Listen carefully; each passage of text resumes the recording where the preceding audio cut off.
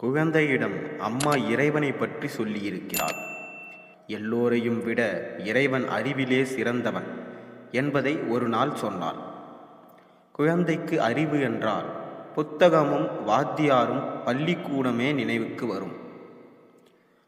அதுதான் தந்தையாகிய நான் மிகவும் நன்றாக படித்தவர் என்று நினைத்து நான் கொண்டிருந்தது. அவர் அத்தனை நூல்களையும் வீட்டில் வைத்திருக்கிறார். அவருடைய அறிவை புத்தகங்களை கொண்டு குழந்தைகளை அளந்து பார்க்கிறது. இறைவன் மிக பெரிய அறிவுடையவன் என்பதை கேட்ட குழந்தை தனக்கு தெரிந்த அளவுகோலால் அளக்க பார்க்கிறது. அப்பாவே, இவ்வளவு நூல்களை படித்தவராயிற்றே, கடவுள் எத்தனை புத்தகங்களை படித்திருப்பார்? அவர் படித்த நூல்களை எல்லாம் குவித்தால் ஒரு மலை போல இருக்குமோ என்று எண்ணுகிறது. அம்மாவிடம் கேட்கிறது, அம்மா அம்மா, கடவுள் படித்த புத்தகங்கள் 1 கோடி இருக்குமா என்று கேட்டது. ஆனால் அம்மா கூறும் விடை அதற்கு வியப்பை உண்டாக்கிறது. அவர் ஒரு நூல் கூட படித்ததில்லை என்று அவள் சொல்கிறாள். குழந்தைக்கு ஒன்றும் புரிபடவில்லை. புத்தகம் படிக்காதவர் எப்படி அறிவுடையவராக இருக்க முடியும்? அதற்கு யோசனை விரிகிறது. புத்தகம் படிக்காவிட்டால் அவருக்கு பல விஷயங்கள் தெரிந்திருக்க நியாயம் இல்லையே? அம்மாவை மறுபடியும் கேட்கிறது குழந்தை. அப்படியானால் கடவுளுக்கு பல விஷயங்கள் தெரியாமல் இருக்குமோ என்று கேட்கிறது. அம்மா அதற்கும் பதில் சொல்கிறாள். அவருக்கு தெரியாதது ஒன்றும் இல்லை என்று அவள் சொல்கிறதை கேட்ட குழந்தை பின்னும் வியப்பில் மூழ்கிறது. குழந்தை பச்சை குழந்தை அல்ல, சிறிது சிந்திக்க தெரிந்த குழந்தை. ஆதலின் அதற்கு சிந்தனை ஓடுகிறது. புத்தகத்தை தானே படிப்பது ஒரு முறை, படித்தவர்களிடம் கேட்பது ஒரு முறை என்று அந்த குழந்தை அறிந்தும் கொண்டிருக்கிறது. கேள்வி முயல் என்ற ஔவையின் வாக்கை பொருளோடு தெரிந்து கொண்ட குழந்தை அது. பல அறிஞர்களுடைய உபதேசங்களை கேட்டு அறிவாளியாகி இருக்கலாம் என்ற நினைவுக்கு வந்தது. அவர் காதில் பல அறிவாளிகளுடைய பேச்சுகளை விழுந்திருக்குமோ என்று குழந்தைகளிடமிருந்து அடுத்த கேள்வி எழுந்தது. அவர் காதில் மற்றவர்கள் ஒரு உபதேசமும் செய்யவில்லை. அந்த காதில் அவர் யார் உரையையும் போட்டுக்கொள்ளவில்லை. சங்கினால் ஆன குழையை தான் காதில் போட்டு கொண்டிருக்கிறார். அம்மா சற்று வேடிக்கையாகவே பேசினாள். பிறர் வாத்தியாராக இருந்து சொல்ல அதை காதில் வாங்கி கொள்ளும் வேலை அவருக்கு இல்லையாம். குழந்தைக்கு ஒரே குழப்பமாகிவிட்டது. கடவுள் படித்தவர் அல்ல, படித்தவர்கள் சொல்வதை கேட்டதும் இல்லை. ஆனால் அவருக்கு தெரியாதது ஒன்றும் இல்லை. இதை நினைக்க நினைக்க குழந்தைக்கு வியப்பாக இருக்கின்றது. இது எப்படி முடியும் என்று யோசிக்கிறது. படிக்காதவர்களும் படித்தவர்களை அணுகி கேட்காதவர்களும் வாய வகை தெரியாமல் துன்புறுகிறார்கள். அறிவு இல்லாதவர்கள் எந்த விதமான நன்மையையும் பெறமாட்டார்கள்.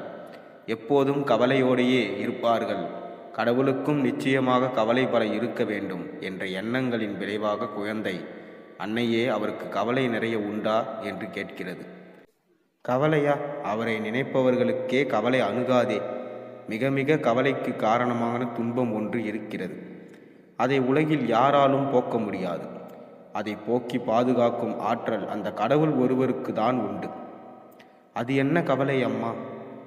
பிறப்பு என்பதுதான் துன்பங்களுக்குள் பெரிய துன்பம். அதை நினைத்தால் பெரியவர்களுக்கு உண்டாகும் கவலைக்கு எல்லையே கிடையாது. அந்த கவலையையே கடவுள் போக்கி அருள்வார். அவர் அறிவுடையவர் என்று சொல்கிறாய். கவலை இல்லாதவர், கவலையை ஒழிப்பவர் என்கிறாய்.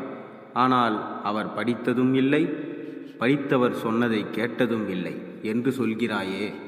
அவருக்கு எப்படி அறிவு உண்டாயிற்று? தாய்க்கு விடை சொல்ல சிறிது கஷ்டமாக தான் இருக்கிறது. அவர் இயற்கையாகவே அறிவு நிரம்ப பெற்றவர்.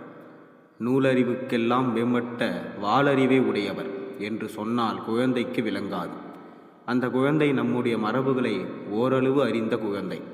வேதம், சாஸ்திரம் என்பவற்றை பற்றி கேட்டிருக்கின்ற குழந்தை. அதற்கு தெரிந்திருக்கிறதை கொண்டே விஷயத்தை விளக்கலாம் என்று எண்ணுகிறாள் தாய். உனக்கு என்ன புத்தகம் தெரியும் என்று அம்மா கேட்கிறாள். குழந்தை தனக்கு தெரிந்த பாட புத்தகங்களையும் ஆத்திச்சூடி முதலியான சில நூல்களையும் சொல்கிறது. நீ கேட்ட புத்தகங்களில் மிகவும் சிறந்ததாக ஏதாவது தெரியுமா? வேதம், சாஸ்திரம். அந்த வேதங்களுக்குள் சாஸ்திரங்களுக்கும் பெரிய நூல்கள். அவற்றுக்கு முந்தி புத்தகமே இல்லை. வேதந்தான் முதல் புத்தகம். அதை இயற்றியவர் கடவுள். முதலில் புத்தகம் இயற்றியவரே அவர்தான். அறிவு என்பதே அவரிடமிருந்துதான் தோன்றியது. அவர் அறிவுருவானவர். முதல் நூலும் அவரிடமிருந்துதான் எழுந்தது. அவருக்கு மிஞ்சின அறிவாளி யாரும் இல்லை. வேதத்தையும் 6 சாஸ்திரங்களையும் சொன்னவர் அவர். அவ்வளவு பெரிய அறிவாளி என்கிறாயே, அவருக்கென்று தனியாக அடையாளம் உண்டா? படித்தவர்கள் எதையோ கழுத்தில் அணிந்து கொள்கிறார்களே, அவருக்கு கழுத்தில் ஏதாவது ஆபரணம் உண்டா? அன்னை சிரித்து கொண்டாள். அவருக்கு கழுத்தில் பிறர் அணிந்த அணி எதுவும் தேவையில்லை. அவராக அணிந்து கொண்டது ஒன்றே ஒன்று உண்டு. அந்த அடையாளம் வேறு யாருக்கும் இல்லை. என்ன அடையாளம் அது? அவரை நீலகண்ட பெருமாள் என்று தேவர்களும் மனிதர்களும் பாராட்டுவார்கள். அவர் கழுத்தில் விஷம் தங்கியிருக்கின்றது. தேவர்களை காப்பாற்றும் பொருட்டு ஆழகால விஷத்தை அருந்தி திருக்கழுத்தில் அடையாளமாக வைத்து கொண்டவர். அது அவருடைய பேராற்றலையும் கருணையையும் புலப்படுத்தி கொண்டு விளக்குகிறது. வேதமும் அந்த கண்டத்தின் வழியேதான் ஒளிகிறது. முதல் நூல் வேதம் என்று சொல்கிறாயே, அப்படியானால் அதை சொன்ன கடவுள் மிகவும் வயசு ஆனவரோ? ஆம், அவர் மிகவும் பழையவர். ஒவ்வொரு ஊரிலும் ஒரு குடும்பத்தை ஆதி குடும்பம் என்று சொல்வார்கள். ஒவ்வொரு குலத்திலும் ஒருவரை ஆதி புருஷர் என்று சொல்வார்கள். இப்படியே தேவர்களிலும் சொல்வதுண்டு. பழமையானவை சுட்டி காட்டும் போது இன்னார் காலம் முதற்கொண்டு என்று சொல்வது வழக்கம். ஆனால் இப்படி சொல்லும் ஆதிகளுக்கெல்லாம் ஏதோ ஒரு வகையில் முதலாக நிற்பவைகளே அல்லாமல் அவற்றிற்கு முன்பு ஏதும் இல்லை என்று சொல்ல முடியாது. கிளைகளுக்கெல்லாம் முற்கிளை என்று ஒன்றை சுட்டலாம். ஆனால் அது முதற்கிளையே ஒழிய அதற்கு முன்னே தோன்றியது அடிமரம். அதற்கும் ஆதிவேர், அதற்கும் ஆதி விதை, அதற்கும் ஆதி அது தோன்றியமாம். இப்படி ஆதியை ஆராய்ந்து கொண்டு போனால் எல்லாவற்றிற்கும் மூலமாக ஆதியாக இருப்பது எதுவோ அந்த பொருளே கடவுள். ஆதிக்கு அளவாக இருக்கிறவர் அவர். கடவுளை நாம் காண முடியுமா? அவரை இந்த கண்ணால் காண முடியாது. ஆனாலும் அவருடைய நினைப்பை ஊட்டும் உருவங்களை காணலாம். கோயில்களில் அந்த மூர்த்திகள் எழுந்தருளி இருக்கிறார்கள். ஏதாவது ஒரு கோயிலை சொல் அம்மா, இதோ சோழ நாட்டில் ஆக்கூர் என்ற தலம் இருக்கிறது. அங்கே கடவுள் எழுந்தருளி இருக்கிறார். அவருக்கு தான் தோன்றியப்பர் என்று பெயர். அதுவே கடவுளுடைய பழமையை காட்டுகிறது. அவர் பிறப்பால் உண்டாக்கப்பட்டவர் அல்ல. அவருக்கு முன் யாரும் இல்லை.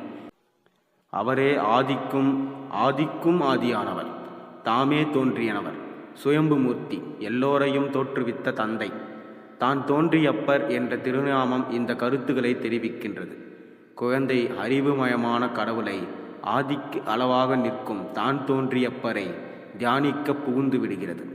இறைவனுடைய தன்மையை குழந்தைக்கு தாய் சொல்வது போல அழகாக சொல்கிறார் அப்பர் சுவாமிகள்.